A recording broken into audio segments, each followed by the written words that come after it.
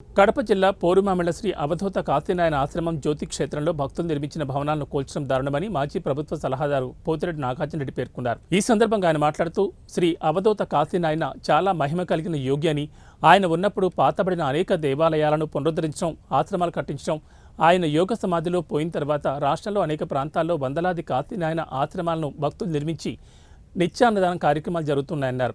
ఈ ప్రాంతంలో పోతులూరు వీరబ్రహ్మేంద్రస్వామి తర్వాత అంత మహిమ కలిగిన వ్యక్తి శ్రీ అవధూత కాశీనాయనని ఇక్కడి భక్తులు విశ్వాసమన్నారు. కూడా ఆయన ఉన్నప్పటి నుంచి కూడా ప్రతి చాట ఆయన అడుగు పెట్టిన చాటల్లా కూడా అక్కడ ఒక దేవాలయాలుగా, ఒక అన్న సత్రాలుగా బాగా జరుగుతూ ఉన్నాయి. కానీ ఈ మధ్య కాలంలో అనుకోకుండా ఈ కేంద్ర ప్రభుత్వం అయితేనేమి, ఈ రాష్ట్ర ప్రభుత్వం అధికారులు అయితేనేమి ఇక్కడ నిర్మించినటువంటి భవనాలను కూల్చివేయడం 3 దఫాలుగా జరిగింది. దీన్ని ఆయన భక్తులందరూ కూడా జీర్ణించుకోలేని పరిస్థితి ఉంది. ఎందుకంటే కాశీనాయన అని చెప్పే వ్యక్తి ఒక మామూలు వ్యక్తి కాదు.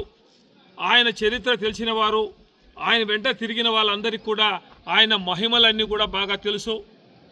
దివంగత మంత్రి బిజివేముల వీరారెడ్డి గారు ఉన్నప్పుడు ఈ క్షేత్రానికి సంబంధించి తార్ రోడ్డు అయితేనేమి, కరెంట్ అయితేనేమి ప్రభుత్వం ద్వారా ఇక్కడ కొన్ని వసతులు కూడా కల్పించడం జరిగింది. చాలామంది ఎంపీ నిధులతో కూడా ఇక్కడ నిర్మాణాలు చేయడం కూడా జరిగింది.